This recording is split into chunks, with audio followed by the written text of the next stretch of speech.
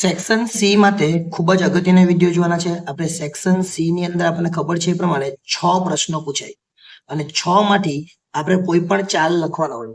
હવે આ 4 પ્રશ્નો કયા છે એ આપણે જોવાના છે. ખૂબ અગત્યના દાખલાઓ છે, આપણે ધ્યાન આપીને જોઈશું. એમાં પહેલો દાખલો છે, મહેતાને પંડ્યા કરતા 4 ગણો. મહેતાને પંડ્યા કરતા 4 ગણો. કોના કરતા? તો પંડ્યા કરતા. જેના કરતા હોય એને આપણે ધારવાનું. એટલે આપણે ધારવાનું ધારો કે પછી શું લખવાનું? પંડ્યાનો નફો અથવા નફામાં ભાગ. શું લખવાનું? નફો અથવા નફામાં ભાગ, જે લખવું હોય તે. કેટલો? તો ધારો કે એટલે 1 ધારવાનો. પછી મહેતાને પંડ્યા કરતા, પંડ્યાને ધાર્યું તો લખવાનું મહેતાનો નફો. મહેતાનો નફામાં ભાગ. ચલો, શું કીધેલું છે આપણને? આનો 1 છે અને પંડ્યા કરતા 4 ગણો એટલે 1 ગુણ્યા 4. જો ગણો કે તો ગુણાકાર કરવાનો, અને જો ગણોની જગ્યાએ આપણને એવું કીધેલું હોય કે મો, આટલા મો ભાગ, તો ભાગાકાર કરવાનો. બરાબર? 5મો ભાગ તો તમારે 1 ગુણ્યા 1/5 કરવું પડે. અને 5મો ભાગ કે ને 5 ગણો કે તો ગુણ્યા 5 કરવાનું. એટલે ગણો કીધું છે. કે પછી બાજપાઈને મહેતાના હિસ્સાને આ કેટલા થવાના? 4 થવાના. બાજપાઈને મહેતાના હિસ્સાનો તો લખવાનું બાજપાઈનો નફામાં ભાગ. બાજપાઈનો નફામાં ભાગ. શું કીધેલું છે? મહેતાના હિસ્સાનો અડધો. મહેતાનો કેટલો આવ્યો? 4. અડધો એટલે ભાગ્યા 2 કરી દેવાનું. એટલે કેટલા આવતે? 2 આવે. આટલું થઈ જાય પછી આપણે 3 નામ લખો. પંડ્યા, મહેતા ને બાજપાઈ. તો એ લખીએ પંડ્યા. પહેલું કોણ છે? મહેતા. પહેલું છે મહેતા, પંડ્યા અને બાજપાઈ. 3 નામ લખી દેવાના. મહેતાના કેટલા આવ્યા? તો મહેતાના 4 છે. પંડ્યાના કેટલા આવ્યા? તો પંડ્યાનો 1 છે. અને બાજપાઈના કેટલા આવ્યા? 2. તો આ 4:1:2 એ આપણું પ્રમાણ થઈ ગયું. અને આ પ્રમાણમાં આપણે 87,500 ને વહેંચી દેવાના. એટલે આપણો દાખલો પૂરો થઈ જાય. હવે આપણે નફાની વહેંચણી કરવાની. એટલે અહીંયા લખીએ નફાની વહેંચણી. આ ન લખો તો પણ વાંધો નથી, પણ લખો તો થોડું વધારે સારું લાગે. નફાની વહેંચણી પહેલા કોણ? મહેતા. લખો મહેતાનો નફો અથવા મહેતાનો નફો અથવા મહેતાને મળતો નફો અથવા મહેતાને મળેલ નફો, એવું લખો તો પણ ચાલે. કુલ કેટલા છે? 87,500 છે. અને મહેતાનો ભાગ કેટલો છે? 4. કુલ કેટલા? 4 ને 5 ને 2 7, એટલે ભાગ્યા 7. એટલે જવાબ આવે 87,500 ગુણ્યા 4/7, એટલે જવાબ આવશે 50,000. આ 50,000 કોણ આવ્યા? મહેતાના આવ્યા. મહેતા પછી કોણ છે? તો મહેતા પછી પંડ્યા છે. લખવાનું પંડ્યાનો નફો. હવે આ તો તમને ક્લિયર ખબર પડી ગઈ હશે. 87,500 ગુણ્યા 1/7. હવે 1/7 કરે એટલે 12,500 આવશે. અને એક જ બાકી રહ્યો હવે કોણ? બાજપાઈ. અહીંયા આપણે લખી દઈએ બાજપાઈનો નફો. એટલે 3 એક સાથે દેખાય એટલે બાજુમાં લખો, બાકી તમારે નીચે લખવાનું. બરાબર? ચલો 87,500 ગુણ્યા 2/7 એટલે કેટલા આવશે? 25,000. હવે જો પહેલાનો 50,000, 12,500 અને 25,000, આ 3 લખો એટલે તમારે કેટલા માર્ક્સ આવી જાય? 3 માર્ક્સ આવી જાય. અને આ દાખલો ખૂબ અગત્યનો, એટલે કે આઈએમપી દાખલો છે. આ દાખલાની તૈયારી તમારે કરી લેવાની. આપણે કુલ 6 પોઈન્ટ જોવાના છે, એટલે 6 દાખલા જોવાના છે. ચલો બીજો દાખલો છે. બીજો દાખલો એટલે આપણને ખબર છે લાભ અને ત્યાગનો પૂછાય. અહીંયા શું પૂછેલું છે? સચિન, રાહુલ અને રોહિત એક પેઢીના ભાગીદારો છે. તેમની નફા નુકસાનનું ફાળવણીનું પ્રમાણ 1:2:2 છે. બધા જ ભાગીદારો નક્કી કર્યું કે નફા નુકસાનની ફાળવણીનું નવું પ્રમાણ એટલે કે બદલી કાઢ્યું, એ લોકો 3:2:1 અને ત્યાગની ગણતરી કરવાની છે. ત્યાગની ગણતરી કરવાની છે. એનો મતલબ ત્યાગ એટલે શું? તો ત્યાગ એટલે જૂનું ભાગ માઇનસ નવો ભાગ. તો પહેલા 3 નામ લખી દેવાના. 3 નામ લખી દે. આપણે સચિન છે પહેલાનું નામ, બીજાનું નામ શું છે? બીજાનું નામ રાહુલ છે, ત્રીજાનું નામ શું છે? તો રોહિત છે. લોકોનો જૂનો ભાગ અથવા જૂનું પ્રમાણ લખી દે. આપણે જૂનું પ્રમાણ. જૂનું પ્રમાણ છે 1:2:2 અને અહીંયા કુલ પર લખી દેવાનું. એટલે કેટલા થાય? 5 થાય. કેટલા થવાના? 5. અને નીચે લખવાનું જૂનો ભાગ.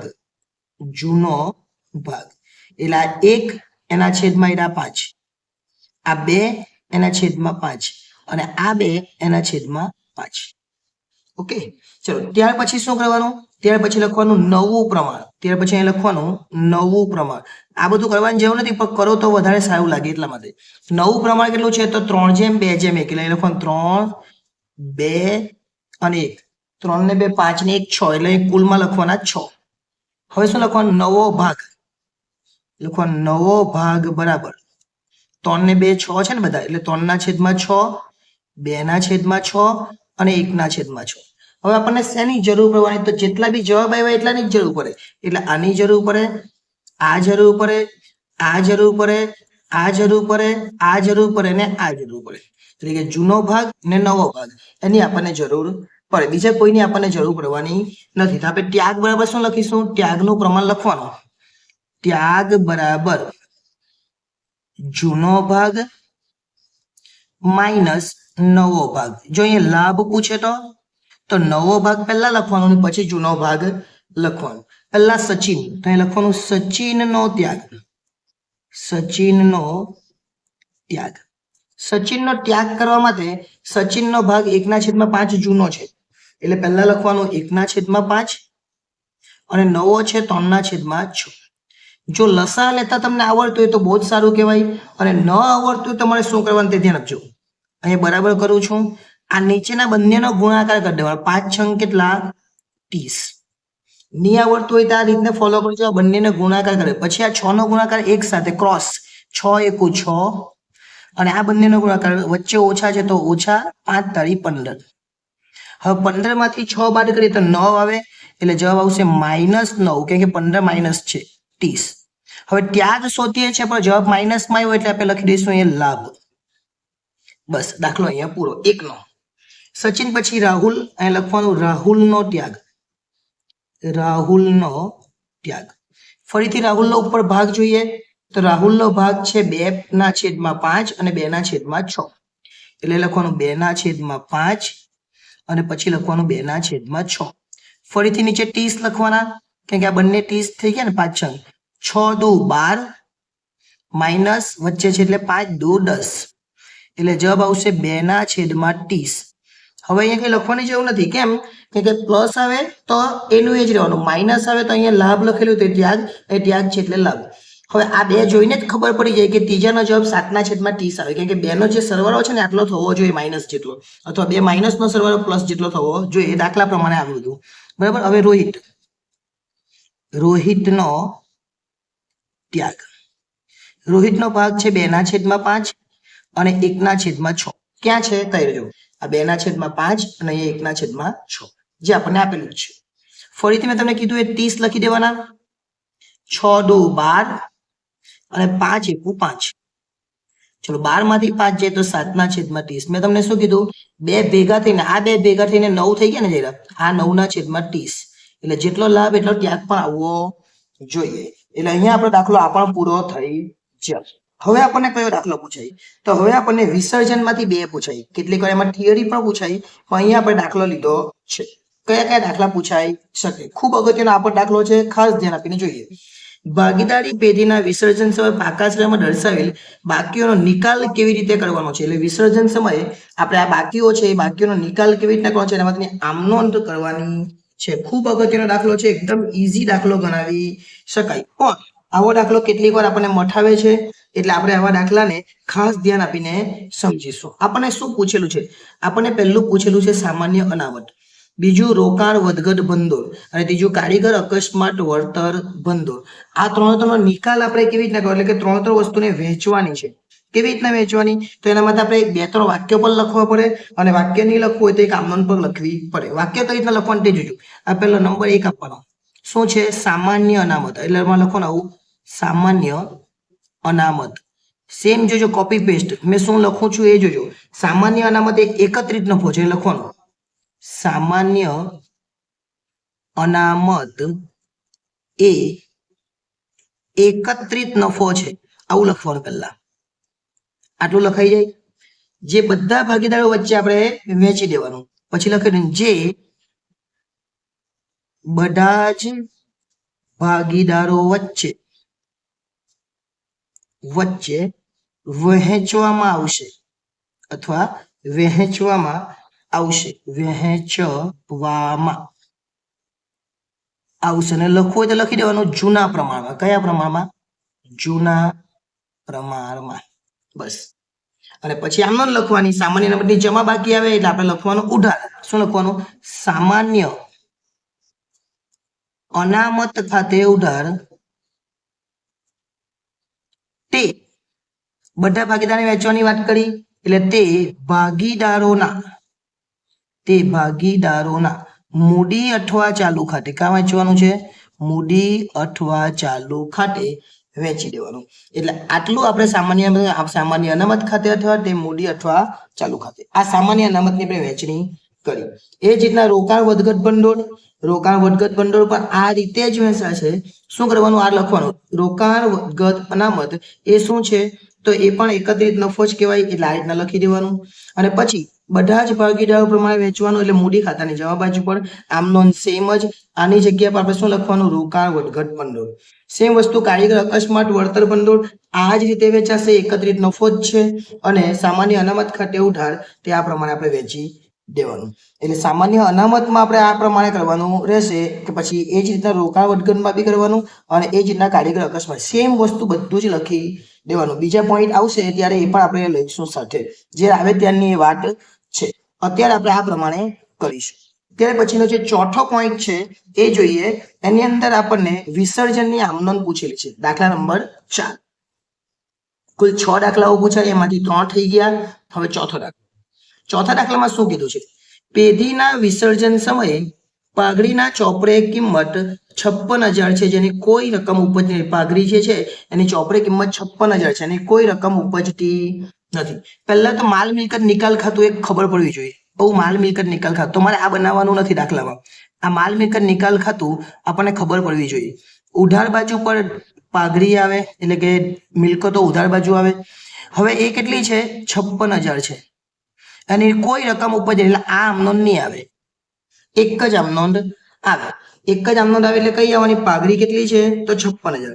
જો 56,000 પાઘડી હોય તો એની આમનોંધ શું આવે? માલ મિલકત નિકાલ ખાતે ઉધાર તે પાઘડી ખાતે. કે માલ મિલકત નિકાલ ખાતાની કઈ બાજુ પર છે? ઉધાર બાજુ પર છે. એટલે પહેલી આપણે આમનોંધ લખીશું કે નહીં? જો અહીંયા પહેલો દાખલો જે છે એની પહેલી આમનોંધ આપણે લખીશું. અહીંયા પહેલો જે દાખલો છે ને એની ચલો આમનોંધ લખીએ. પહેલા દાખલાની આમનોંધ શું લખીશું? માલ મિલકત નિકાલ ખાતે ઉધાર તે પાઘડી ખાતે. અને રકમ જે આપણને આપેલી છે 56,000 એ બેથી લખી દેવાની. 56 ઉધાર અને 56 જમા. તમારે શું લખવાનું? તારીખ વિગત ખાપા ઉધાર જમા કરીને જ લખવાનું. જો હવે લેપટોપની કિંમત 35,000 છે, જે ભાગીદાર 25 છે. લેપટોપમાં ઉધાર જ આવે. લેપટોપ અહીંયા મિલકત જ છે. કેટલું છે? 35,000. પણ એક ભાગીદાર લઈ જાય છે એટલે અહીંયા જમા બાજુ પર લખી દેવાનું ભાગીદારના મૂડી ખાતે. પણ માલ મિલકતની કઈ બાજુ પર છે? તો માલ મિલકતની ઉધાર બાજુ પર છે. એટલે માલ મિલકત તો ઉધાર જ થવાનું અને ભાગીદાર જમા છે એ પણ છે માલ મિલકતની જમા બાજુ પર. તો શું લખવાનું તે ખાસ ધ્યાન આપજો. લેપટોપ ઉધાર છે એટલે જમા કરી દેવાનું, માલ મિલકત લખી દેવાનું. એટલે લખવાનું 2I. જે આપણે બીજો દાખલો પૂછેલો 2I ની અંદર પહેલો દાખલો છે એટલે કે એ લખી દે. 2 આમનોંધ લખવાની. શું છે? ઉધાર એટલે શું લખવાનું? માલ મિલકત નિકાલ ખાતે ઉધાર તે લેપટોપ ખાતે. રકમ છે 35,000 ઉધાર અને 35,000 જમા. હવે પેલા ભાગીદાર 25,000 માં લઈ જાય છે. હવે આમનોંધ થવાની 25,000 માં થવાની એટલે બી લખી દઉં. પણ ભાગીદાર લઈ જાય છે એટલે માલ મિલકતની જમા બાજુ એટલે માલ મિલકતને જમા કરવાનું, ભાગીદારને ઉધાર કરવાનું. શું લખવાનું? માલ મિલકતને જમા અને ભાગીદારને ઉધાર. એટલે શું લખીશું? ભાગીદારના મૂડી અથવા ચાલુ ખાતે. કેમ કે ચાલુ ખાતું બી હોય તો ચાલુ ખાતે લઈ જવું પડે. મૂડી અથવા ચાલુ ખાતે ઉધાર તે કયા ખાતાની જમા છે? તો માલ મિલકત. તે માલ મિલકત નિકાલ ખાતે. કેટલા? તો 25,000. હવે કેટલીક વાર આમાં બાબત જે નહીં લખવાનું એવું કીધું પણ લખવાનું હોય. ધારો કે તો અહીંયા શું કીધું? પાઘડીના 56,000 છે તો અહીંયા શું લખવાનું આપણે? પેઢીના વિસર્જન સમયે ચોપડે 56,000 પાઘડી ખાતું બંધ કરી માલ મિલકત નિકાલ ખાતે લઈ ગયા તેના. અહીંયા માલ મિલકત નિકાલ ખાતે લઈ ગયા લેપટોપનું ખાતું બંધ કરી માલ મિલકત નિકાલ ખાતે લઈ ગયા તેના. પછી અહીંયા જે લેપટોપ છે એની કિંમત કેટલી ઉપજી 25,000, પણ એક ભાગીદાર લેપટોપ 25,000 માં લઈ જાય તેના, આવું આપણે લખી દેવાનું. એટલે આ દાખલો પણ આપણો પૂરો થઈ જાય. ત્યાર પછી બીજા બે દાખલા પૂછાય આપણને. એમાં એક અહીંયા મેં થિયરી લીધેલી છે, એટલે કે થિયરી ખૂબ અગત્યની. કઈ થિયરી? તો શેર અને ડિબેન્ચરનો તફાવત. આ બહુ અગત્યની થિયરી છે અને આ થિયરી આપણને પૂછાશે 5મો દાખલો છે. એટલે બે દાખલા પૂછાય આપણને ડિબેન્ચરમાંથી, પણ આપણને એક થિયરી અહીંયા લીધી છે. ફક્ત ને ફક્ત થોડાક પોઈન્ટ જ લીધા છે. એ પોઈન્ટને આપણે જોઈ લે એટલે ખાસ તમે યાદ રાખજો કે આમાં શું કરવાનું હોય. જો પહેલા તો શેર છે અને એક બાજુ ડિબેન્ચર છે, એટલે તમારે એક બાજુ શેર લખી દેવાનું, એક બાજુ ડિબેન્ચર લખી દેવાનું. શેર શું છે? તો શેર છે માલિકની મૂડી. ડિબેન્ચર શું છે? તો ડિબેન્ચર છે ઓછીની મૂડી. આવું આપણે યાદ રાખવું, પણ લખવાનું વ્યવસ્થિત આપણે ક્રમમાં. શું લખવાનું? શેર એ માલિકની મૂડી છે, ડિબેન્ચર એ ઓછીની મૂડી છે. આ રીતે આપણે લખવાનું. બહાર પાડવું ફરજિયાત. શેર તમારે બહાર પાડવા જ પડે. પૈસા નહીં હોય તો તમે શેર બહાર નહીં પાડો તો તમે ધંધો શેનાથી કરવાના? એટલે શેર બહાર પાડવું કેવું છે? ફરજિયાત છે. જ્યારે ડિબેન્ચર ન બહાર પાડે તો પણ ચાલી શકે. ડિબેન્ચર બહાર પાડવાની જરૂર નથી, એ તમે ન બહાર પાડો તો પણ ચાલી જાય. ત્યાર પછી શેર હોલ્ડરને ડિવિડન્ડ મળે, જ્યારે ડિબેન્ચર હોલ્ડરને વ્યાજ મળે. જો 3 જ પોઈન્ટ લખવાના આવશે, પણ આપણે ઘણા બધા પોઈન્ટ લીધા છે. તમે 3 પોઈન્ટ લખો એટલે કેટલા માર્ક્સ થઈ જાય? 3 માર્ક્સ થઈ જાય. પહેલું માલિકની મૂડી, બીજું ઓછીની મૂડી. બહાર પાડવું ફરજિયાત અને ન બહાર પાડે તો ચાલી જાય. એટલે ફરજિયાત નથી. શેર હોલ્ડરને ડિવિડન્ડ મળે, ડિબેન્ચર હોલ્ડરને વ્યાજ મળે. શેર હોલ્ડર કંપનીના માલિકો છે, ડિબેન્ચર હોલ્ડર કંપનીના લેણદારો છે. આ ચોથો પોઈન્ટ. બધા જ લખવાની જરૂર નથી, પણ બધા બતાવી દઉં તમને. કંપની ધારા 2013 મુજબ શેર વટાવથી બહાર પાડી શકાતા નથી. ડિબેન્ચર વટાવથી બહાર પાડી શકાય, કે ડિબેન્ચરની આમનો આવે વટાવવાળી. શેર મૂડી મેળવવા માટે કંપનીએ મિલકત ગીરવે મૂકવી પડતી નથી. ડિબેન્ચરના નાણાં મેળવવા માટે કંપનીએ ગીરવે મૂકવી પડે મિલકતને. આમાં મિલકતને ગીરવે મૂકવી નથી પડતી, આમાં મૂકવી પડે. ડિવિડન્ડનો દર નિશ્ચિત નહીં હોય, જ્યારે વ્યાજનો દર નિશ્ચિત હોય. ડિવિડન્ડનો જેટલો નફો થાય એના પર આપવામાં આવે, અને જ્યારે વ્યાજ તો ફિક્સ હોય જાય કે આટલા ટકા ડિબેન્ચર. શેર મૂડી જોખમી જામીનગીરી મૂડી ગણાય, એટલે કે જોખમી છે શેર મૂડી, જ્યારે ડિબેન્ચર એ સલામત છે. કંપનીનું વિસર્જન થાય ત્યારે શેર મૂડી પરત કરવામાં આવે છે. અમુક નક્કી કરેલી મુદત બાદ પરત કરી શકાય. એટલે ડિબેન્ચર તો નક્કી કરેલી ત્યારે જ થાય, જ્યારે કંપનીનું વિસર્જન થાય ત્યારે શેર પરત કરે. આટલા પોઈન્ટ છે, એમાંથી તમારે ફક્ત ને ફક્ત કેટલા પોઈન્ટ લખવાના છે? 3 પોઈન્ટ લખવાના છે, એટલે તમારો દાખલો પૂરો થઈ જાય. એટલે તમારા જે આ છે તફાવત એ પૂરો થઈ જાય. હવે એમાં છેલ્લો પોઈન્ટ આપણે લીધેલો છે કે મેં તમને 6 પ્રશ્નો કીધા. આવા 6 પ્રશ્નોના ઘણા બધા વિડીયો બનાવીશું આપણે. આ 6 થઈ ગયા, એમાં તમને ઇમ્પોર્ટન્ટ જે લાગ્યું હોય એ તમારે તૈયાર કરી લેવાનું. એમ તો બધું જ અગત્યનું હતું. સુંદરમ લિમિટેડે 1/7/17 ના રોજ 301 એવા 8% 14,000 ડિબેન્ચર 5% પ્રીમિયમથી બહાર પાડ્યા. એટલે પ્રીમિયમથી બહાર પાડેલા છે. અને 30/6/23 ના રોજ ડિબેન્ચરની 330, એટલે 300 નું હતું ને 330, એટલે 30 રૂપિયા વધારે. એટલે પ્રીમિયમથી બહાર પાડ્યા અને પ્રીમિયમથી પરત કર્યા. એનો મતલબ કે છઠ્ઠી આપણી રીત છે તે પ્રીમિયમથી બહાર પાડ્યા અને પ્રીમિયમથી પરત કર્યા. પ્રીમિયમથી બહાર પાડ્યા અને પ્રીમિયમથી પરત કર્યા. ખાસ ધ્યાન રાખજો, 5% પ્રીમિયમ છે. એક કેટલાનો છે? 300 નો. હવે 300 ના 5% એટલે 15 રૂપિયા પ્રીમિયમે બહાર પાડ્યા. 15 રૂપિયા પ્રીમિયમે બહાર પાડ્યા અને 30 છે અહીંયા, એટલે 30 રૂપિયા પ્રીમિયમે પરત કર્યા. બસ આ જે બહાર પાડ્યા એને જામીનગીરી પ્રીમિયમ કહેવાય, અને જે પરત કર્યા એને ડિબેન્ચર પરત પ્રીમિયમ કહેવાય. કયું કહેવાય? પરત પ્રીમિયમ કહેવાય. આપણે આમનો લખીશું એટલે ક્લિયર થઈ જશે. હવે જો તમે 2 તારીખ આપેલી છે, એક આ તારીખ છે અને એક અહીંયા આ તારીખ છે. બંને તારીખને 2 વાર લખવાની, એટલે કે 4 આમનોંધ થવાની છે. તો 4 આમનોંધમાં પહેલી જે તારીખ છે એને 2 વાર લખવાની, અને જે બીજી તારીખ છે એને પણ આપણે 2 વાર લખવાની. એટલે બંને તારીખને 2 વાર લખીએ તો બંને તારીખને પણ ન્યાય મળી રહે અને આપણો દાખલો પણ યોગ્ય રીતે થઈ જાય. ચલો શરૂઆત કરીએ. જે પહેલી તારીખ છે એને પહેલા લખીએ. તમારે તારીખ વિગત ખાપા ઉધાર જમાના ફોર્મેટમાં જ લખવાનું. હું અહીંયા તમને ખાલી આમનોંધ શીખવું છું. 1/7/17 1/7/17 2 વાર લખવાની. આ એક વાર લખી. આપણને આમનોંધ ખબર છે, પહેલા પૈસા આવવાના, એટલે બેંક ખાતે ઉધાર તે ડિબેન્ચર અરજી અને મંજૂરી ખાતે. રકમ કેટલી લખવાની? તો અહીંયા ક્લિયર તમને બતાવી દઉં. રકમ કેટલી લખવાની તે 15 રૂપિયા પ્રીમિયમ થી એટલે 315 નો એક શેર ડિબેન્ચર છે. અને કેટલા છે? તો કુલ 14,000 ડિબેન્ચર છે, એને 14,000 કરી દેવાના. એટલે 14,000 ગુણ્યા 315, 44,10,000 આપણી પહેલી રકમ આવે. અહીંયા પણ 44,10,000 આવે.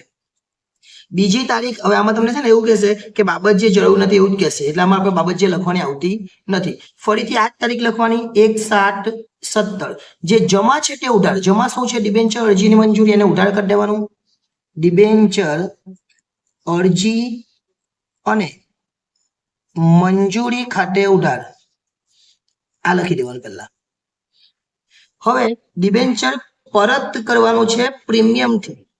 પ્રીમિયમથી પરત કરે એટલે નુકસાન થવાનું, એટલે લખવાનું ડિબેન્ચર બહાર પાડતા થયેલ નુકસાન ખાતે ઉધાર. આ જે જમા છે તે તો ઉધાર કરી દેવાના છે એટલે મેં ઉધાર લખી દેવાનું. અને હવે બહાર પાડતા થયેલ નુકસાન 30 રૂપિયાનું નુકસાન થવાનું.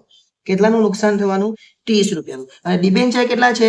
14,000. એટલે 14,000 ગુણ્યા 30 કરવાના એટલે 4,20,000. આ બે જગ્યા લખવાના આવશે. હવે કેટલા ડિબેન્ચર છે? 8%. તે 8%ના ડિબેન્ચર ખાતે. ડિબેન્ચર કુલ કેટલા છે? 14,301 છે એટલે 42 લાખ આવે. પછી આ રકમને સમજાવું તમને, ધ્યાન આપજો અહીંયા.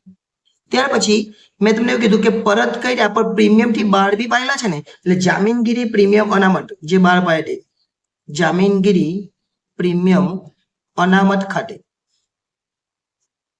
કેટલામાં બહાર પાડેલા? તો 15 રૂપિયા પ્રીમિયમ હતું બહાર પાડેલા. પ્રીમિયમ કેટલું? 15. એટલે 14,000 ગુણ્યા 15 એટલે 2,10,000.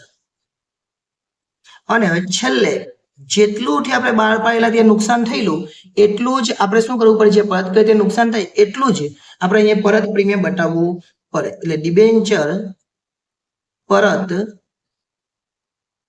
પ્રીમિયમ ખાતે આ બંને રકમ જે રાઈટ કર્યું એ બંને રકમ હંમેશા કેવી આવે? સરખી આવે, 4,20,000.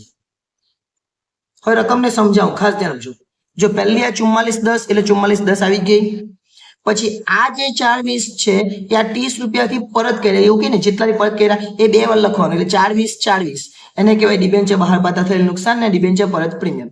આ 2,10 કયા? તો આ 2,10 એટલે 15 રૂપિયા પ્રીમિયમ થી બહાર પાડ્યા એટલે બહાર પાડી એટલે 2,10. અને આ 42 કયા?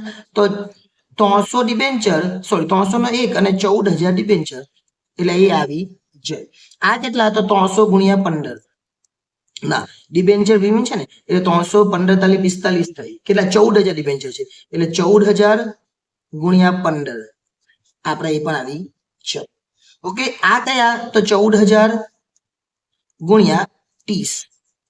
કેમ? 30 રૂપિયા પ્રીમિયમ છે એટલે આ પ્રમાણે તમે રકમ કરવાની. હવે આ જે બે વસ્તુ છે ને, જે બે રાઈટ કરો અત્યારે, એ બંનેને જમા છે તેને ઉધાર કરી દેવાનું. પણ આમનોની તારીખ કઈ લખવાની? હવે 30/6/23 લખવાની. હવે કઈ લખવાની?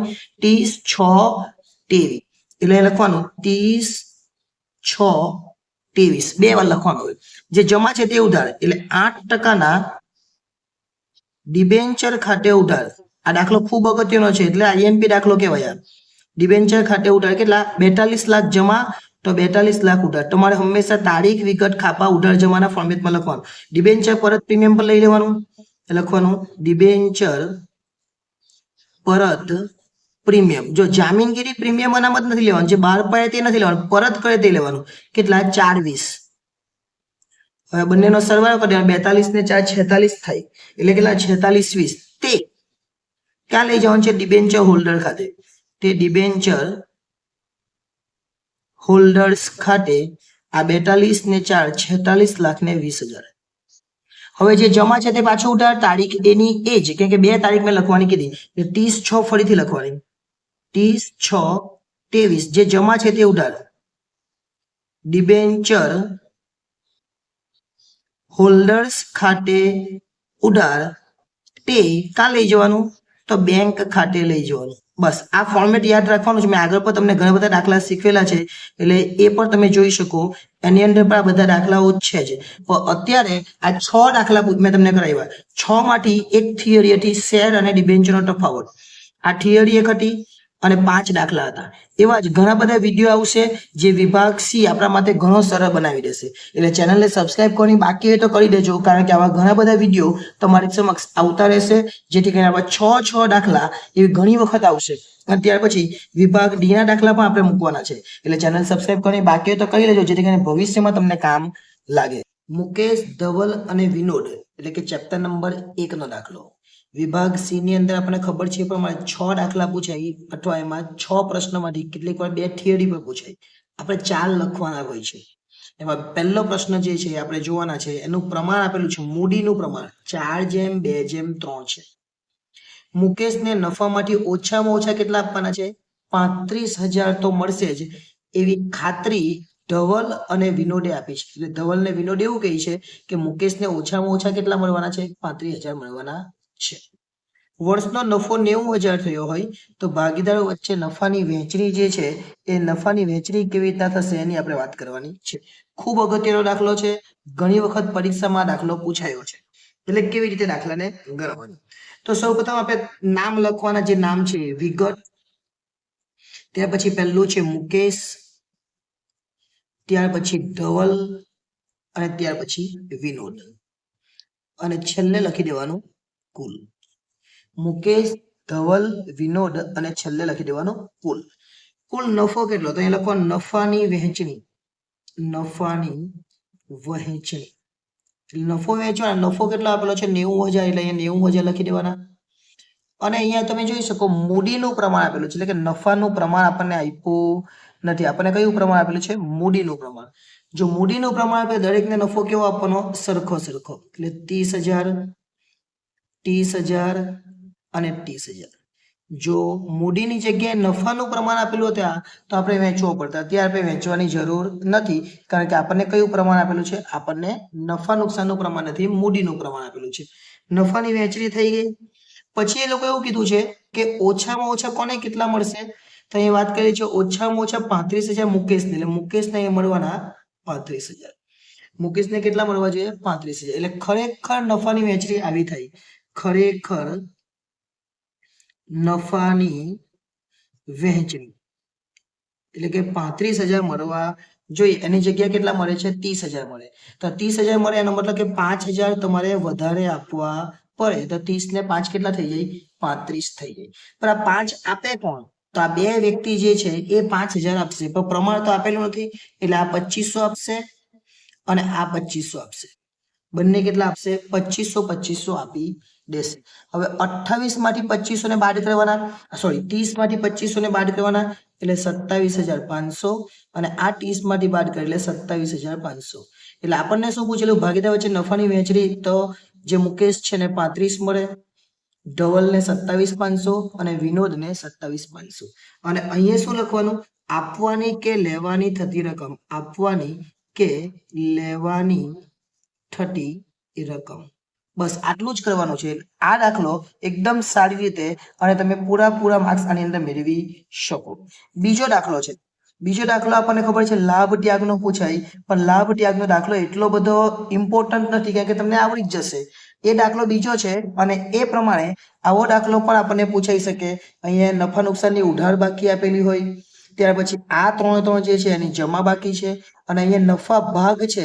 તો નફા ભાગ એટલે કે ત્યાંથી ભાગી જવાનું. આ લખવાનું નથી કેમ કે એ વેચાય નહીં. એને વેચવા નથી. કાં લખવાનું? એને દેવા તરીકે નવા પાકા સમયમાં મૂડી દેવા બાજુ લખવું પડે. એટલે આની આમનોન થાય નહીં. અને આ છેલ્લે 21,000 આપેલા છે એને હવાલામાં જોઈને 6,000. એટલે 21 માંથી 6 જાય તો એના કેટલા વેચવા પડે? 15,000 વેચવા પડે. એટલે દાખલો પૂરો થઈ જાય. આ ઉધાર બાકી છે એને જમા કરી દેવાનું. આ બંને જમા બાકી છે એને ઉધાર કરી દેવાનું. એટલે આપણું કામ પૂરું થઈ જાય. પહેલી આમનોન લખવાની આપણે નફા નુકસાન કૌંસમાં ઉધાર બાકી છે ને એટલે નફા નુકસાનને જમા બાજુ પર લખી દેવાનું. નફા નુકસાનને ક્યાં લખવાનું? જમા બાજુ પર લખવાનું. અને જમા બાજુ પર લખવાની આમનોન શું આવશે? નફા નુકસાન જમા થવાનું. અને ભાગીદાર કોણ છે? તો ભાગીદાર બે છે, અલય અને સંકેત. એ શું થવાના? ઉધાર થવાના. એટલે પહેલી આમનોન આવશે અલયના મૂડી અથવા ચાલુ ખાતે. ખાલી મૂડી લખે તો પણ ચાલે. આપણે મૂડી અથવા ચાલુ ખાતે લખવાનું ઉધાર. અલય પછી કોણ છે? સંકેત. લખવાનું સંકેતના મૂડી અથવા ચાલુ ખાતે ઉધાર. અને આ જે નફા નુકસાનની ઉધાર બાકી છે તો એને શું કરી દેવાનું? આપણે જમા બાકી કરી દેવાનું. તે નફા નુકસાન ખાતે. તે શું લખવાનું? નફા નુકસાન ખાતે. નફા નુકસાન કેટલું છે? તો નફા નુકસાન છે 18,000, તો આપણે 18,000 લખી દેવાના. અને એમાં પ્રમાણ આપેલું છે કે જોઈ લેજો 2:1 છે. કેટલું પ્રમાણ છે? 2:1. એટલે 18,000 ને 2:1 ના પ્રમાણે વેચે તો 12,000 અને 6,000 આવે. જો 2:1 એટલે 18,000 છે ને એને ભાગ્યા કેટલા કરવાના? 2 ને 1 કેટલા? 3. એટલે કેટલા આવે? 6,000 આવે. હવે 6,000 ગુણ્યા 2 પહેલામાં, 6,000 ગુણ્યા 2, 6,000 ગુણ્યા 1 એ બીજામાં. આ રીતે લખી લો. હવે આ અનામત ભંડોળ એની જમા બાકી કહેવાય, કેમ કે એની ઉધાર છે આમાં. બાકીની બંને કઈ બાકી કહેવાય? જમા. તો અનામત ભંડોળને શું કહેવાનું? ઉધાર. બીજી આમનો અનામત ભંડોળ ખાતે ઉધાર. 2 આમનો લખે તો પણ ચાલે, આપણે 3 લખવાની, કેમ કે 3 માર્ક્સ છે એટલે. અને આ જે બંને ઉધાર કરેલું એ બંનેને શું કરી દેવાનું? જમા કરી દેવાનું. તે અલયના મૂડી અથવા ચાલુ ખાતે અને તે સંકેતના મૂડી અથવા ચાલુ ખાતે. હવે જ્યારે આવું પૂછે ને એમાં બાબતજીની જરૂર નહીં એવું લખેલું જોઈએ, એટલે બાબતજી આપણે આમાં કરવાની નથી, ચિંતા નહીં કરવાની. ચાલો આમાં કેટલા છે? 27,000 છે. એટલે 27,000 પહેલા તો અહીંયા લખી દેવાના. અને મેં તમને કીધું 2:1 એટલે 27 ભાગ્યા કેટલા કરવાના? 3. એટલે 9,000 આવે. 9 દુ 18,000 એટલે પહેલામાં, અને 9 1 9 એ બીજામાં. 18 ને 9 27 વેચાઈ ગયા. આ રીતે આપણે 27 ની વહેંચણી કરવાની. દાખલા નંબર આ જ દાખલો પણ ત્રીજો પોઈન્ટ. કારીગર અકસ્માત વળતર ભંડોળ 21 છે. 21 માંથી આ હવાલાના 6 બાદ કરો એટલે 15 વધે. 15 ને વેચવાના. સેમ આમનો કારીગર અકસ્માત વળતર ભંડોળ ખાતે ઉધાર. અને તમે આમાં જ લખી દો તો પણ ચાલે, આપણે 3 લખી દેવાની. કારીગર અકસ્માત વળતર ભંડોળ ખાતે ઉધાર તે અલયના મૂડી અથવા ચાલુ ખાતે અને તે સંકેતના મૂડી અથવા ચાલુ ખાતે. રકમ કેટલી મેં વેચવાની કીધી? રકમ વેચવાની કીધી તમને 15,000. હવે આપણે શું કરવાનું? 15 ભાગ્યા 3 કરવાના એટલે 5 આવે. અને 5,000 ગુણ્યા 2, કારણ કે 2:1 છે. 5,000 ગુણ્યા 2 એટલે 10,000 અને 5,000 ગુણ્યા 1 એટલે 5,000. અને આવું નહીં આવડે તો તમારે 15,000 છે એને 2/3 અને 15,000 છે એને 1/3. તમારે જેમ વેચવું હોય તેમ, ખાલી વેચવાનું જ છે. એટલે આ દાખલો પણ પૂરો થઈ જાય. 2 દાખલા આપણે અહીંથી. ત્રીજો દાખલો જોઈએ, કારણ કે આપણને કુલ કેટલા દાખલા પૂછવાના છે? 6 દાખલા વિભાગ સી માં પૂછાય. અને આ દાખલો તો ખૂબ અગત્યનો છે. આવો દાખલો તમે જોયો હશે, પરંતુ તમને આમાં મુશ્કેલી ઊભી થશે. એટલે આ દાખલો પણ આઈએમપી દાખલા તરીકે આપણે અહીંયા લીધેલો છે. એટલે આ પણ તમને કામ લાગે એવો દાખલો છે. ખાસ ધ્યાન આપજો આ દાખલાને કેવી રીતે ગણવાનો છે એ. કારણ કે આ દાખલાની અંદર આપણને શરૂઆતની મૂડી પૂછેલી છે. શરૂઆતની મૂડી એનો મતલબ કે આખો દાખલો આપણે ગણવો પડશે અને ગણીને આપણે એમાંથી મૂડી શોધવાની રહેશે. એટલે શરૂઆતની મૂડી માટે આપણે શું કરવું પડે? પાકું સરવૈયું બનાવવું પડે. એટલે આપણે લખવાનું અહીંયા પાકું સરવૈયું. પાકું સરવૈયું. પાકું સરવૈયું કેવી રીતના બનાવવાનું હોય એમ જ તમને બનાવી. તમારે વ્યવસ્થિત રીતે બનાવવાનું. આપણે શું બનાવવું પડે? મૂડી દેવા રકમ અને મિલકત લેવા રકમ. અહીં લખીશું મૂડી દેવા રકમ અને આ બાજુ પર લખીશું મિલકત લેણા રકમ. આ રકમ આપણે લખી દેવાની. થોડું ખાતું થોડું મોટું બનાવી દે. ખાતું ની પત્રક કહેવાય પાકા સરવૈયા. ઓકે, ચલો વાંચીએ હવે.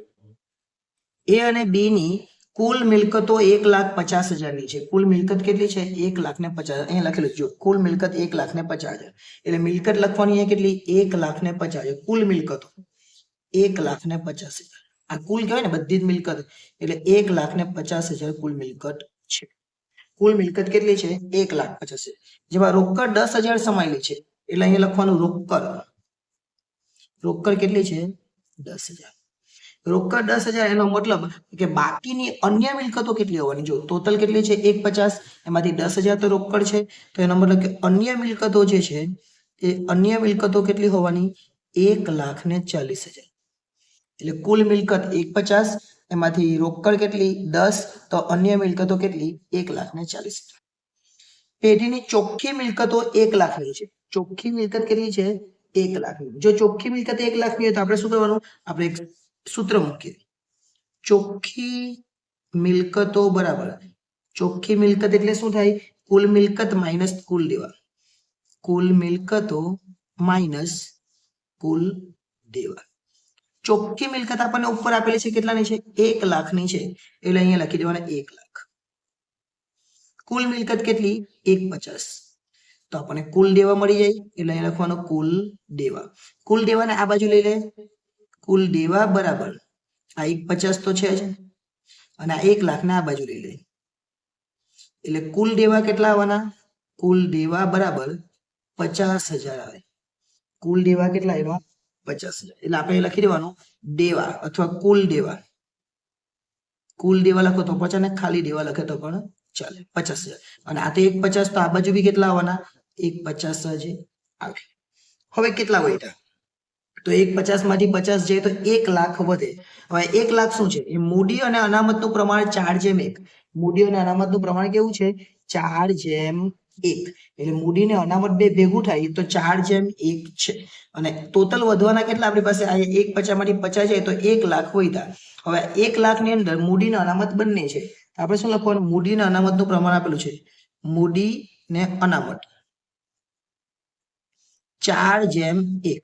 એટલે મૂડી 4 હોય ત્યારે અનામત 1 હોય ને 1 લાખ છે આપણે, તો આપણે લખવાનું મૂડી બરાબર 1 લાખ ગુણ્યા 4/5 કે 4/1/5, અને અનામત બરાબર 1 લાખ ગુણ્યા 1/5. 4/5 એટલે આ 4 કરીએ આપણે તો 20, 20 ને 4 80, 80,000 આવે. મૂડી 80,000 ને આ 20,000. એટલે અનામત અને મૂડી અહીં લખવાનું મૂડી, અને નીચે એ ને બી એ કેટલી છે? 80,000 છે. અને અનામત કેટલી છે? તો અનામત છે 20,000. તો આપણને એ ને બી ની મૂડી પૂછેલી છે, તો અહીંયા શું કીધું છે? બી ની મૂડી એ ની મૂડી કરતા 20,000 વધુ. બી ની મૂડી કેવી છે? એ ની મૂડી કરતા 20,000 વધુ. તો આપણે શું કરવાનું? એ ની મૂડી ને બી ની મૂડી ધારવું પડે, તો આપણે લખવાનું એ ની મૂડી બી ની મૂડી કરતા 20,000 વધુ. તો પેલા બી ની મૂડી ધારવાનું. ધારો કે બી ની મૂડી x. બી ની મૂડી બરાબર શું છે? x. બી ની મૂડી બરાબર x. તો એ ની મૂડી બરાબર શું થાય? એ ની મૂડી બરાબર બી કરતા, એટલે x વત્તા 20,000 વધારે કીધેલી છે. ચલો કુલ મૂડી કેટલી આપણને? કુલ મૂડી પર આપણને આપેલી છે, એટલે કુલ મૂડી આપણી છે 80,000. એટલે લખવાનું કુલ મૂડી બરાબર એ ની મૂડી વત્તા બી ની મૂડી. એ એટલે કેટલા? x વત્તા 20,000, અને બી એટલે x. એટલે અહીંયા 80,000 તો છે જ કુલ મૂડી, તો અહીં પણ 80 લખી દઈએ, અને આ બાજુ 2x વત્તા 20,000. 80 માંથી આ બાજુ 20 બાદ કરીએ, એટલે પેલી બાજુ આ બાજુ 80 માંથી 20 જાય તો 60,000, અને આ બાજુ 2x, એટલે 60/2 બરાબર x. એટલે x બરાબર કેટલા આવે? 30,000. અને x એટલે કોણ? બી. બી ની મૂડી કેટલી? 30,000. અને અહીંયા x વત્તા 20,000 એટલે 30 વત્તા 20 એટલે કેટલી? 50,000. બસ આપણને આ પૂછેલું છે કે શરૂઆતની મૂડી શોધો. એટલે 50,000 ને 30,000 એ આપણો જવાબ આવે. એટલે આ રીતે આવો દાખલો પૂછે ને તો આપણે એકદમ સરળતાથી કરી શકો જોઈએ. ચોથો પોઈન્ટ, જે ચોથો દાખલો છે એ પણ ખૂબ અગત્યનો છે. ચોથા દાખલાની અંદર ફક્ત ને ફક્ત આ બાકીઓનો નિકાલ કેવી રીતના કરવાનો છે એની વાત આપણને કરેલી છે. આ અગાઉ જે પાર્ટ 1 બનાવેલો હતો એમાં પણ આવું જ હતું કે બાકીનો નિકાલ કેવી રીતના કરવાનો. તો આ જે બાકી છે પ્રોવિડન્ટ ફંડની, તો પ્રોવિડન્ટ ફંડની બાકીનો નિકાલ કેવી રીતે? પ્રોવિડન્ટ ફંડ શું છે તો એ લખીએ પહેલા તો પ્રોવિડન્ટ ફંડ. જો આ પોઈન્ટ પૂછાશે એટલે ખાસ ધ્યાન આપજો. પ્રોવિડન્ટ ફંડ શું છે? તો પ્રોવિડન્ટ ફંડ એ જવાબદારી છે, એટલે કે દેવું છે. પ્રોવિડન્ટ ફંડ એ જવાબદારી છે, એટલે વહેંચાય નહીં, એકત્રિત નફો નથી. જેનું ખાતું બંધ કરીને માલ મિલકત નિકાલ ખાતે લઈ જાય, જેનું ખાતું બંધ કરી ક્યાં લઈ જવાનું?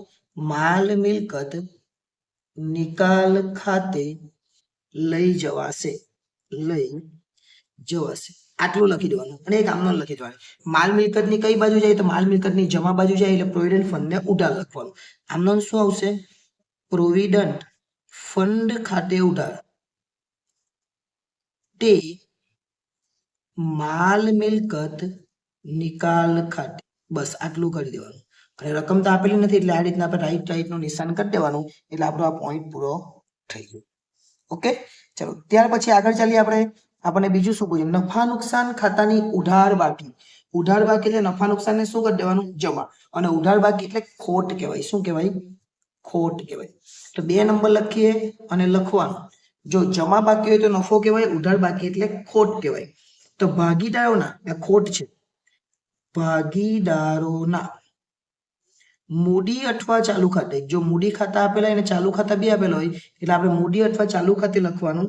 અને નફા નુકસાન જે વહેંચણીના પ્રમાણમાં વહેંચાશે, વહેંચણીના પ્રમાણમાં ઉધારાય છે. ઉધારાય એટલે ઉધાર બાજુ પર લખાય, આટલું લખી દેવાનું. અને પછી લખી દેવાનું ભાગીદારોના મૂડી અથવા ચાલુ ખાતે ઉધાર એટલે ઉધારાય લઈ તે નફા નુકસાન ખાતે અને ખરાની નિશાની પાડી દેવાની. એટલે આ પોઈન્ટ પર પૂરો થઈ ગયો. છેલ્લું ઘસારા ફંડ. ઘસારા ફંડ શું છે? તો ઘસારા ફંડ એ મિલકત સામેની જોગવાઈ છે કે ઘસારો આપણે ગણવાનો હોય તેની સામે જોગવાઈ છે. લખીએ ઘસારા ફંડ. અને પછી લખવાનું ઘસારા ફંડ શું છે? તો ઘસારા ફંડ એ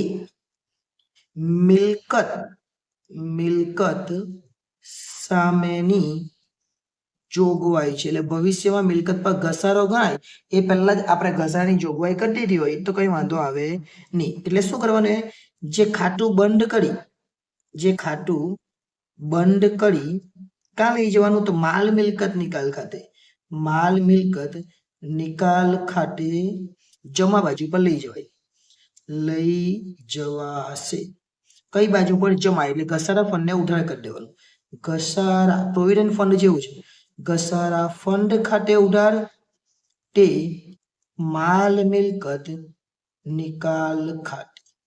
આ પણ આપણે આ રીતના કરી દેવાનું. એટલે એ પણ પૂરું. જેવું જ પ્રોવિડન્ટ ફંડ એવું જ ઘસારા ફંડ, એ રીતના યાદ રાખીશું. હવે 2 દાખલા જે પૂછાય એ કોના પૂછાય? એ ડિબેન્ચરના પૂછાય. એટલે ડિબેન્ચર જે ચેપ્ટર છે એ પણ ખૂબ અગત્યનું ચેપ્ટર છે અને ડિબેન્ચર માંથી આપણને આવા 2 દાખલા પૂછાવાના છે જે ખૂબ અગત્યના છે.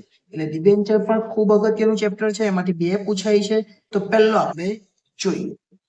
એક કંપની 1 એપ્રિલ 2017 ના રોજ બહાર પાડેલા 21,10.5% ડિબેન્ચર ધરાવે છે. વર્ષ દરમિયાન કંપનીએ 10 ઓગસ્ટ 2017 ના રોજ 5,50,000ની બેંક લોન લીધી. બેંકમાંથી શું લીધી? લોન લીધી. જેની સામે કંપનીએ આનુષંગિક જામીનદારે 5,10% ડિબેન્ચર આપી દીધા. એટલે ડિબેન્ચર આપ્યા અને એની સામે શું લીધી? લોન લીધી. બસ 2 આમનોંધ કરવાની આવશે. ખાસ ધ્યાન આપજો. પહેલી આમ બેંક લોન લીધી કેટલાની? 5,50,000ની લખવાનું. બેંક ખાતે ઉધાર, કેમ કે પૈસા આવે ને, બેંક ખાતે ઉધાર. ને શેના પૈસા? એ લોનના. તે બેંક લોન ખાતે. બસ આટલું જ કરવાનું. પહેલા કેટલાની લોન લીધેલી? 5,50,000ની. એટલે અહીંયા લખવાનું 5,50,000 અને અહીંયા લખવાનું 5,50,000. ફરીથી વાંચીએ. શું કીધું છે? 21,00,000ના 10% ડિબેન્ચર હતા અને આપણે લોન લીધી 5,00,000ની, જેની સામે કંપની આનુષંગિક જામીનદારે 5,00,000ના 10% ડિબેન્ચર આપ્યા. ડિબેન્ચર આપે તો ડિબેન્ચર જાય. બસ એટલું જ કરી દેવાનું. એટલે વાર્તા પૂરી થઈ જાય.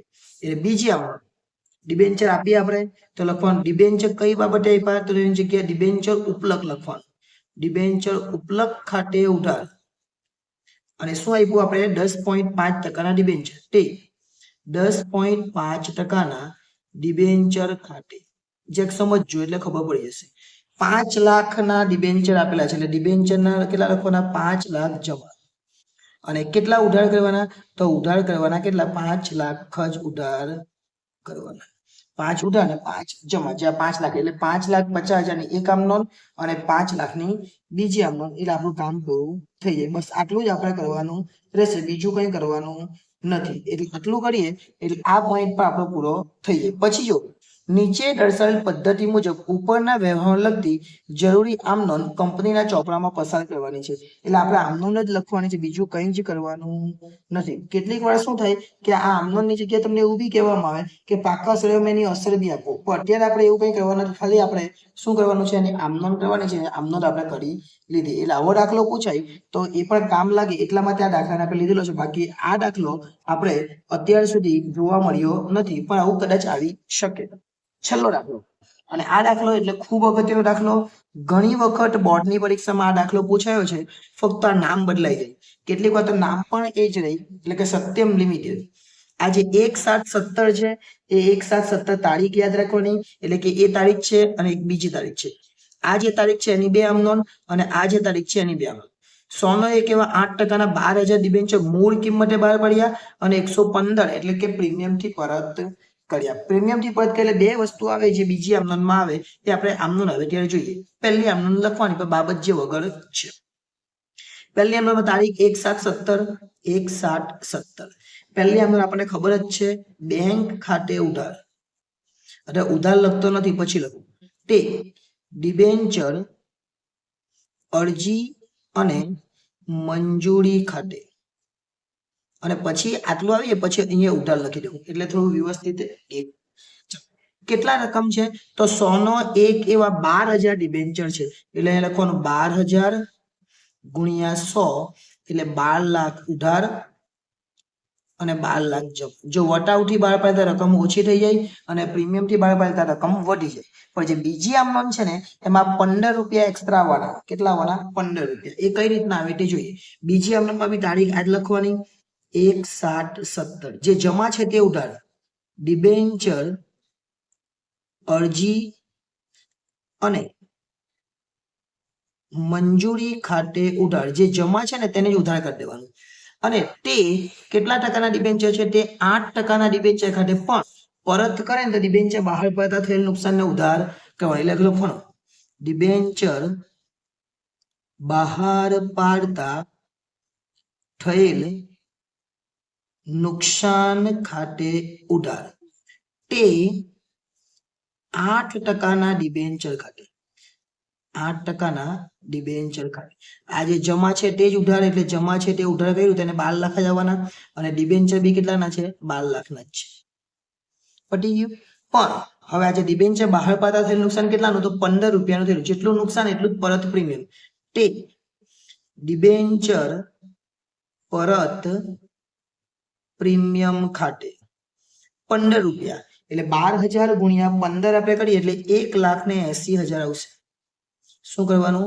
12,000 ડિબેન્ચર અને 15 રૂપિયાનું પ્રીમિયમ, એટલે 1,80,000. જેટલા ઉધાર એટલા જ જમા.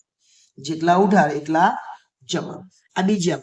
હવે ત્યાં ત્રીજી આમનોંધ લખે ને ત્યાં રકમ પાછી હવે જે આ આમ તારીખ લખી લેવાની જગ્યાએ હવે આ તારીખ લખવાની 30/6/23. એ બે વાર લખવાની 30/6/2023. જે જમા છે તે ઉધાર, એટલે 8%ના ડિબેન્ચર ખાતે ઉધાર. 12 લાખ જમા છે તો 12 લાખ જ ઉધાર કરી દેવાના, અને 1.80 જમા છે. ડિબેન્ચર પરત પ્રીમિયમ ખાતે ઉધાર. જે 1.80 જમા છે એ 1.80 ઉધાર કરી દેવાના. તે ડિબેન્ચર હોલ્ડર્સ ખાતે કેટલા? તો 13.80. 13.80 આપણે લખી દેવાના. ત્રીજી આમનોંધ થઈ ગઈ. પછી ચોથી આમનોંધ તારીખ આજ લખવાની, કે બે તારીખ આપેલી, એમાં પહેલી બે આમનોંધમાં બે તારીખ અને બીજી આમનોંધમાં બીજી તારીખ. જે જમા છે તે ઉધાર, એટલે ડિબેન્ચર હોલ્ડર્સ ખાતે ઉધાર, હોલ્ડર્સ ખાતે ઉધાર, તે બેંક ખાતે. અને જે જમા છે તે ઉધાર, એટલે 13,80,000 જે જમા છે એ જ 13.80 ને ઉધાર, અને એ જ 13.80 ને જમા કરી દેવાય. અને પછી સરવાળો કરવો હોય તો કરી દેવાનો, એટલે બંને બાજુનો સરવાળો તમારે બતાવી દેવાનો. ન કરો તો પણ સરવાળાની જરૂર નથી. એટલે આ દાખલો પણ અહીંયા પૂરો થાય. એટલે વિભાગ સી ની અંદર કુલ 6 દાખલા પૂછાય. આ 6 ની અંદર કેટલીક વાર 1 કે 2 થિયરી પણ આવે. અને થિયરી ક્યાંથી આવે? તો થિયરી આવે વિસર્જનમાંથી અને ડિબેન્ચરમાંથી. એટલે એક એક થિયરી આવી શકે. અને આપણે લખવાના કેટલા છે? તો 4 દાખલા લખવાના છે. આપણે 6 દાખલા ગણ્યા છે, ખૂબ અગત્યના હતા. એટલે એ પ્રમાણે હજુ પણ નવા આવા વિડીયો આવતા રહેશે, જેથી કરીને તમારે આ 4 દાખલામાં કોઈ પણ જાતની મુશ્કેલી ન થાય. જો વિડીયો ગમ્યો હોય તો લાઈક કરી દેજો, ચેનલને સબસ્ક્રાઇબ કરવાની બાકી હોય તો એ પણ કરી લેજો. રામ, રહીમ અને ઈસુ એવા 3 ભાગીદારો છે. તારીખ 1/4/16 ના રોજ તેમની મૂડી આપેલી છે 60,000, 40,000 અને 50,000. આ એમની મૂડી છે. વર્ષના અંતે નફાની વહેંચણી કર્યા પછી માલુમ પડ્યું કે મૂડી પર 6% લેખે વ્યાજ ગણવાનું રહી ગયું છે. ભૂલ સુધારા નોંધ કરવાની છે. જ્યારે પણ આવો દાખલો પૂછાય એટલે આપણે પહેલા નામ લખી દેવાના, એટલે કે વિગત, પછી રામ, રહીમ અને ઈશુ એમ નામ લખી દેવાના અને છેલ્લે લખવાનું કુલ. હવે આ જે મૂડી છે એના 6% કરવાના, એટલે 60,000 ના 6% કરવાના, 40,000 ના 6% અને 50,000 ના 6%. એટલે અહીં લખવાનું મૂડી પર વ્યાજ. મૂડી પર વ્યાજ પર કેટલા ટકા? તો 6% લખીએ. એટલે 60,000 ના 6% 3600, 40,000 ના 6% એટલે 2400, 6 ચોક 24 અને 50,000 ના 6% 5 છંગ 30 એટલે કે 3,000. અને આગળ મેં તમને કીધેલું એ પ્રમાણે મૂડી પર વ્યાજ હોય તો પ્લસ કરવાનું અને ઉપાડ પર વ્યાજ આવે તો એ માઇનસ કરવાનો. એવો દાખલો બીજો પણ છે ઉપાડ પર વ્યાજ વાળો, ત્યારે માઇનસ કરવાનું. આ ત્રણનો સરવાળો કરવાનો, 36 ને 24 એટલે 6,000, 6 ને 3 9 એટલે 9,000 પ્લસ. જેવું 9,000 લખે એટલે એની નીચે લખવાનું 9,000 માઇનસ, આવું કરી દેવાનું અને અહીંયા ડેશ કરી દેવાનું. હવે આ જે 9,000 છે આ 3ને વેચી દેવાના, પણ પ્રમાણ કોઈ આપ્યું નથી. જો પ્રમાણ નથી આપેલું તો બધાને સરખા ભાગે, એટલે 3,000, 3,000 અને 3,000. મૂડી પર વ્યાજ પ્લસ કર્યું ઉપર એટલે આ નીચેવાળી રકમ માઇનસ કરવાની. જો ઉપર હોય તો ઉપરવાળી માઇનસ કરવાની, નીચેવાળી પ્લસ કરી દેવાની. અને અહીંયા લખવાનું મૂડી પર વ્યાજ જેટલો, મૂડી પર વ્યાજ જેટલો. તો મેં શું કર્યું? તો માઇનસ કર્યું. માઇનસ કર્યું એટલે લખવાનું ઘટાડો. અને પ્રમાણ નથી આપેલું એટલે 1:1:1. હવે માઇનસ કરી નાખવાનું. 36 માંથી 3 જાય તો 600 પર પ્લસ આવે. 2400 માંથી 3,000 જાય તો -600 આવે. અને આ 3 માંથી 3 એટલે ડેશ આવે. એટલે જે માઇનસ આવ્યું તેને ઉધાર કરી દેવાનું. આપણને ખબર છે માઇનસ કોણ આવ્યો? રહીમ. તો લખવાનું રહીમના મૂડી અથવા ચાલુ ખાતે ઉધાર. તે કોના ખાતે? તો તે રામના મૂડી અથવા ચાલુ ખાતે. કેટલા? તો 600 ઉધાર અને 600 જમા. બસ આટલું કરે એટલે તમારો આન્સર આવી ગયો કહેવાય, એટલે જવાબ આવી ગયો. અને આ રીતે દાખલો ગણો તો પહેલો દાખલો આપણો બધાનો જ સાચો પડે. અને એવા કેટલા વિડીયો બનાવ્યા છે આપણે? આ ત્રીજો વિડીયો છે. એવા રોજ અલગ અલગ વિડીયો આવશે જેમાં સેક્શન સી અને ડી ના વિડીયો હશે. હવે બીજો દાખલો જોઈએ. બીજો દાખલો આપણને ખબર છે લાભ અને ત્યાગ વાળો પૂછાય. તો અહીંયા ત્યાગનો દાખલો છે. અહીં જો ત્યાગ શોધવાનો છે. અને ત્યાગ એટલે જૂનું -9. અગાઉ આપણે 2 વિડીયો બનાવેલા છે, એમાં પણ આવા દાખલાઓ મૂકેલા છે. સૌપ્રથમ તમારે શું કરવાનું? નામ લખી દેવાના. પહેલું નામ છે કોમલ, બીજું નામ શું છે? તો બીજું છે કૃપા, ત્રીજું નામ છે કરિશ્મા. એમ 3 તો નામ લખી દેવાના. છેલ્લે કુલ લખવું હોય તો લખી દેવાનું. ચલો પહેલા લખવાનું જૂનું પ્રમાણ. જૂનું પ્રમાણ આપણને આપેલું છે. એક ભાગીદાર છે. જૂનું પ્રમાણ છે 3:2:1 એટલે 3:2:1. 3 ને 2 5 ને 1 છેલ્લે લખી દેવાનું 6. નીચે લખવાનું જૂનો ભાગ. જૂનો ભાગ એટલે આ બધાના છેદમાં 6 લખવાના. એટલે 3/6, 2/6 અને 1/6. સેમ નીચે લખવાનું નવું પ્રમાણ. શું લખવાનું હવે? નવું પ્રમાણ. તો નવું પ્રમાણ 5:3:2 એટલે 5 ને 3 8 ને 2 10 એટલે કુલમાં લખવાનું 10. અને બધાના છેદમાં કેટલા લખી દેવાના? 10 લખી દેવાના. એને કહેવાય નવો ભાગ. નવો ભાગ કેટલો આવવાનો? તો 5/, છેલ્લા છે 10, 3/10 અને 2/10. આટલું થઈ જાય એટલે આપણને ખબર છે શું કરવાનું છે હવે? ત્યાગ બરાબર શું થાય? તો જૂનું -9 એટલે આ જૂનામાંથી નવું બાદ કરવાનું. આ જૂનામાંથી આ નવું બાદ કરે એટલે કૃપાનું મળે, અને આ જૂનામાંથી આ નવું બાદ કરે એટલે કરિશ્માનું મળે.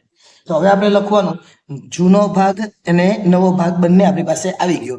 એટલે આપણે લખવાનું ત્યાગ બરાબર સૂત્ર છે જૂનો ભાગ માઇનસ નવો ભાગ. આ સૂત્ર આપણે ઉપયોગ કરવાનો. હવે પહેલા કોણ છે? તો પહેલા છે કોમલ. તો લખવાનું કોમલનો ત્યાગ. કોમલનો ત્યાગ એટલે જૂનો ભાગ કેટલો છે? 3/6 અને નવો ભાગ કેટલો છે? તો 5/10. ચલો લસા લેવાનો. લસા લેતા નહીં આવડતો હોય તો શું કરવાનું? આ બંનેનો ગુણાકાર કરી દેવાનો. આ બંનેનો ગુણાકાર એટલે 10 × 6 એટલે 60 થઈ. અને આ 10 તાલી 30 અને 6 × 50 એટલે 30 એટલે કેટલા? 0/60 એટલે પહેલો જવાબ 0 આવ્યો. જો એક 0 આવી જાય તો એને 0 ને શું કહેવાય? નહીં લાભ નહીં ત્યાગ. શું લખી દેવાનું? નહીં લાભ નહીં ત્યાગ. કોમલ પછી છે કૃપા. લખવાનું કૃપાનો ત્યાગ.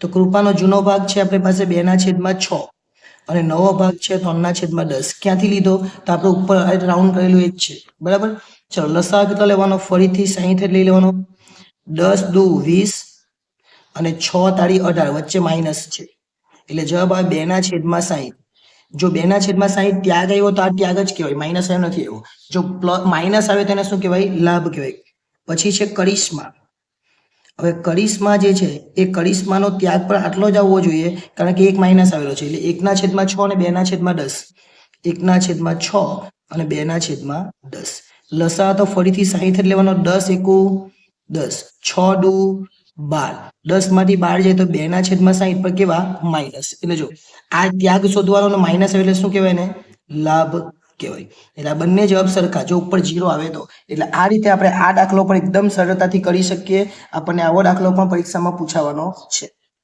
પોઈન્ટ ત્રીજો એટલે કે ત્રીજો પ્રશ્ન કયો પૂછાય એ તો ત્રીજો પ્રશ્ન આપણે ખૂબ જ અગત્યની ટૂંકનોંધ લીધેલી છે ખૂબ જ અગત્યની ટૂંકનોંધ એટલે માલ મિલકત નિકાલ ખાતું ખૂબ સરળ છે ખાલી તમે સાંભળશો ને એટલે પણ તમને ટૂંકનોંધ આવડી જશે પેઢીની મિલકતો અને દેવાના નિકાલ અંગેની હિસાબી અસરો દર્શાવવા માટે જે ખાતું ખોલવામાં આવે એને માલ મિલકત નિકાલ ખાતું કહે છે ફટાફટ આપણે પૂરું કરીએ ખાલી તમારે સાંભળજો અને પછી બીજા દાખલા પણ આપણે લઈએ માલ મિલકત નિકાલ ખાતાનું બીજું નામ એટલે કે સંપાદન ખાતા તરીકે પણ આને ઓળખવામાં આવે છે ત્યાર પછી માલ મિલકત નિકાલ ખાતાની ઉધાર બાજુ રોકડ સિવાયની બધી જ મિલકતો દર્શાવવામાં આવે એટલે કે મિલકતોના ખાતા બંધ કરવાના અને પછી દર્શાવવામાં આવે માલ મિલકત નિકાલ ખાતાની જમા બાજુ બધા જ દેવાના ખાતા બંધ કરીને દર્શાવવામાં આવે મિલકતોની ઉપજ માલ મિલકત નિકાલ ખાતે જમા કરવામાં આવે અને દેવાની ચૂકવણી માલ મિલકત નિકાલ ખાતે ઉધાર કરવામાં આવે અને વિસર્જન ખર્ચ માલ મિલકત નિકાલ ખાતે ઉધારાય છે બસ આટલામાંથી તમારે ફક્ત અને ફક્ત કેટલા પોઈન્ટ લખવાના 3 પોઈન્ટ કેમ કે એક મુદ્દાના 1 માર્ક્સ હોય તમે જો આટલામાં 3 મુદ્દા લખી કરો એ કેટલા મુદ્દા છે 1 2 3 4 5 6 અને 7 મુદ્દા છે 7માંથી તમારે મેક્સિમમ 4-5 લખવાનો પ્રયત્ન કરવાનો તમે 3 લખો તો પણ પૂરા માર્ક્સ આવશે પણ વ્યવસ્થિત મુદ્દા લખેલા હોવા જોઈએ એકવાર બધા મુદ્દાને જોઈ લેજો જેથી કરીને કોઈ મુશ્કેલી થાય નહીં ચાલો હવે આગળ વધીએ કારણ કે આની અંદર બીજો એક પ્રશ્ન પૂછાય કોની અંદર વિસર્જનની અંદર તો વિસર્જનની અંદર બીજો એક પ્રશ્ન લીધેલો છે અને ખૂબ અગત્યનો પ્રશ્ન આ છે ઘણી વખત આ દાખલો પૂછાયેલો છે એટલે ખાસ ધ્યાન આપજો આમનો તમારે લખવાની છે કુલ મિલકતો કેટલી છે 2 લાખ એટલે આપણે પહેલા લખવાનું કુલ મિલકતો કેટલી છે 2 લાખ આ રીતના લખી દેવાનું 40% ચાલુ મિલકત છે એટલે ચાલુ મિલકતનું એક ખાનું બનાવવાનું એક સ્થિર મિલકતનું એટલે લખવાનું 40% અને બીજી મિલકતનું નામ શું છે સ્થિર મિલકત અહીંયા 60% અહીંયા લખવાનું ચાલુ મિલકતો એટલે ચાલુ મિલકતો 40% કીધું તો બાકીની કેટલી મિલકતો કહેવાય તો બાકીની 60% સ્થિર મિલકત 40% એટલે કેટલા થાય તો 40% કરવાના 2 લાખના 40% આપણે કરીએ તો 2 લાખના 40% કેટલા થવાના છે તો 2 લાખના 40% થાય 80,000 ઓકે આ 80,000 2,40,000 ના 80% 2 લાખના 40% 2 લાખના 60% તો 6 દુ 12 એટલે 1,20,000 બસ આ એક આમ નોંધ આવે અને મિલકતો ક્યાં આવે તો મિલકતો માલ મિલકત નિકાલ ખાતાની ઉધાર બાજુ પર આવે એટલે પહેલી આમ નોંધ તમારે લખવાની શું આવશે બંને ઉધાર છે એટલે જમા લખવાનું કે ઉધાર બાજુ પર આવે એટલે આમ નોંધ લખવાની માલ મિલકત નિકાલ ખાતે ઉધાર કેટલા તો 1 લાખ અને સોરી 1,20,000 અને 80 એટલે 2 લાખ અને જે બંને છે એને જમા કરી દેવાનું તે ચાલુ મિલકતો ખાતે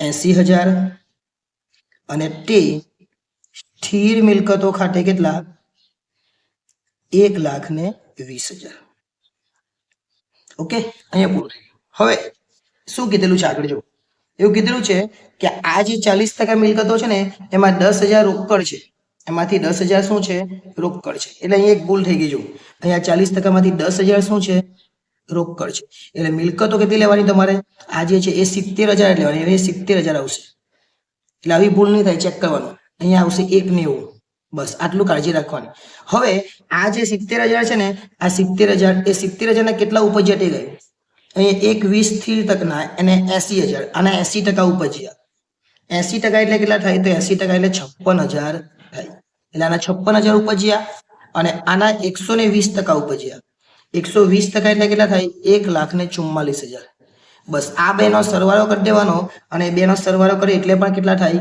2 લાખ જ થાય એટલે આ 2 લાખની ગણતરી આવશે કયા 2 લાખ? તો આના 70,000 ને 80%, 56,000, 21 ના 120%, એટલે 1,44,000. ઉપજ્યા એટલે જમા બાજુ પર, જમા બાજુ માલ મિલકત જમા આવવાનું, અને ઉપજ્યા એટલે રોકડ આવે, એટલે રોકડ અથવા બેંક ખાતે ઉધાર, રોકડ અથવા બેંક ખાતે ઉધાર કેટલા? 2 લાખ. તે માલ મિલકત નિકાલ ખાતે, અને એમાં પણ લખી દેવાના 2 લાખ. તમે જ્યારે પણ આમ નોંધ લખો એટલે તારીખ, વિગત, ખાપા, ઉધાર, જમા એ ફોર્મેટમાં જ લખવાની. આ તો ખાલી તમને સમજાવવા માટે તમારે ફોર્મેટમાં જ લખવાના. 2 દાખલા બાકી, અને બંને દાખલા કયા પૂછાય? તો એ બંને દાખલા આપણને ડિબેન્ચરમાંથી પૂછાય. કારણ કે આપણને જે ચેપ્ટર્સ છે કયા કયા ચેપ્ટરમાંથી પૂછાય મેં તમને બ્લુપ્રિન્ટની અંદર સમજાવી દીધેલું છે.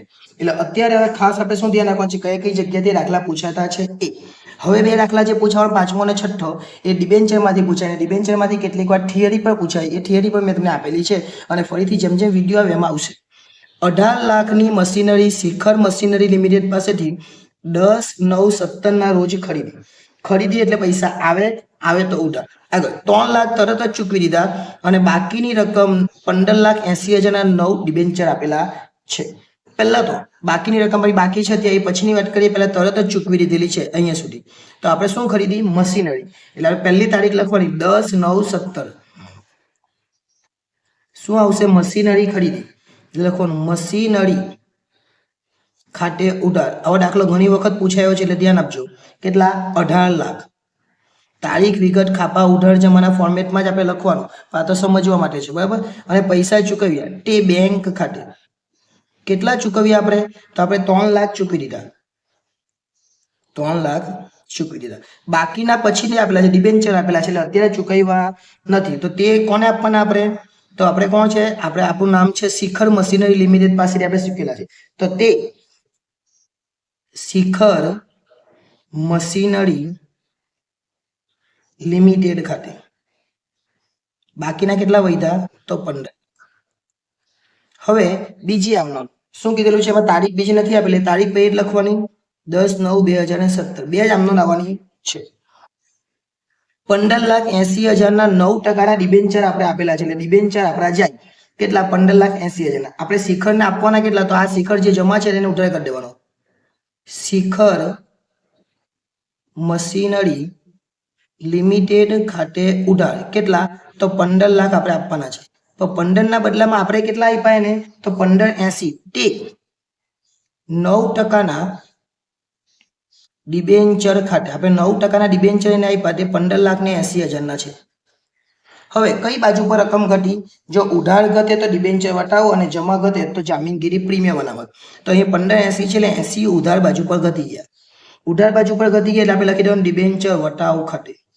ડિબેન્ચર વટાવ ખાતે ઉધાર.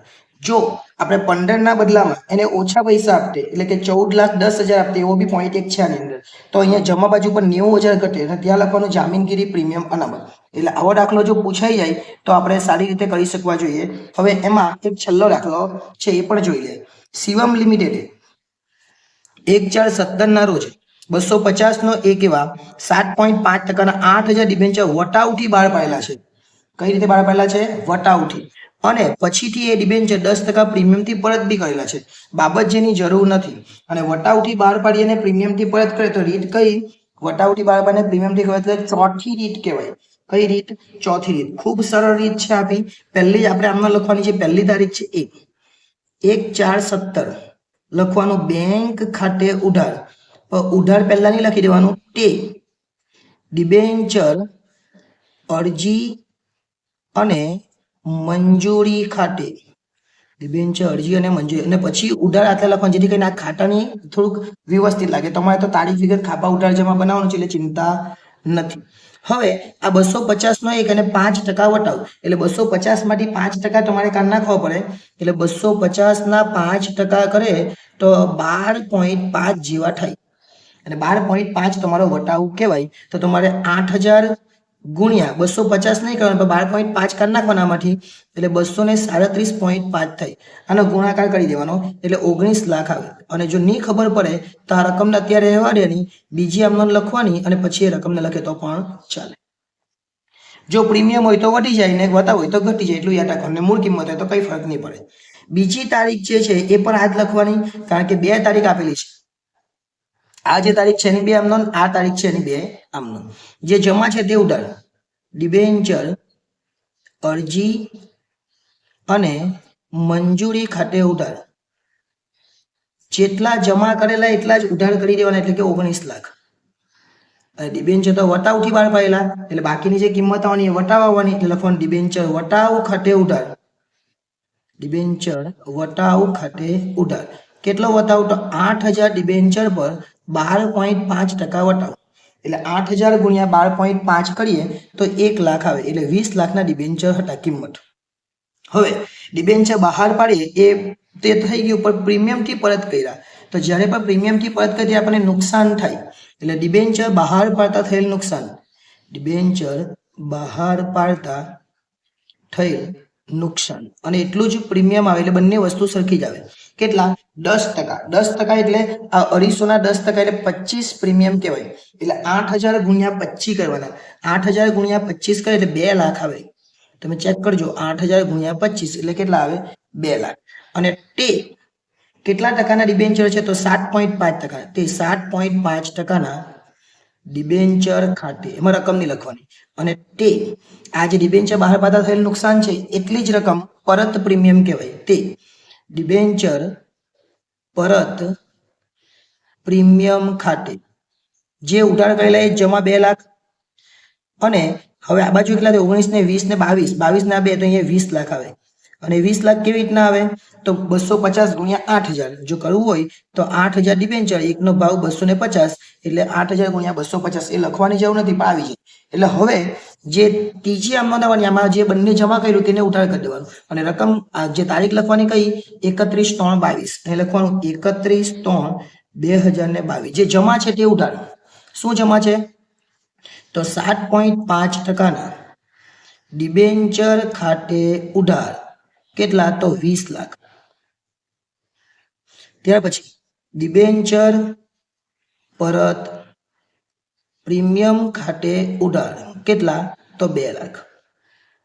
જે જમા છે તે ઉધાર અને તે જમા ડિબેન્ચર હોલ્ડર ખાતે. ડિબેન્ચર હોલ્ડર્સ ખાતે કેટલા? આ બંનેનો સરવાળો એટલે 22 લાખ. ફરીથી તારીખ આડી આજ 31/3/22. જે જમા છે તે ઉધાર, એટલે ડિબેન્ચર હોલ્ડર્સ ખાતે ઉધાર. સંપૂર્ણ જેટલા બી આ દાખલા આવે ને બધામાં જે જમા છે તે ઉધાર જ થવાનું છે. અને તે બેંક ખાતે. કેટલા? તો 22 લાખ. પરત કર્યા એટલે પૈસા જાય. ઓકે, એટલે આ રીતના તમારા 6થો દાખલો પણ થઈ ગયો. યાદ રાખવાનું છે, આપણે વિભાગ સી ની અંદર કુલ 6 પ્રશ્નો પૂછાય. 6 માંથી આપણે 4 લખવાના અને કેટલીક વાર એની અંદર થિયરી પણ આવશે. એટલે થિયરી આવે તો થિયરીની ગણતરી પર તમારે આપણે જોઈ લીધી એ પ્રમાણે દાખલા જોઈ લીધા. અને થિયરી માટે તમારે કઈ રીતના થિયરીમાં માર્ક્સ ગણાય છે એ પણ મેં તમને કીધું. 3 મુદ્દા હોય તો 3 માર્ક્સ આવે, પણ આપણે 4-5 મુદ્દા લખવાનો પ્રયત્ન કરવાનો, જેથી 3 માંથી 3 આપણે આવી જાય. એટલે જો વિડીયો ગમ્યો હોય તો લાઈક કરી દેજો અને ચેનલને સબસ્ક્રાઇબ કરવાની બાકી હોય તો એ પણ કરી લેજો. આભાર.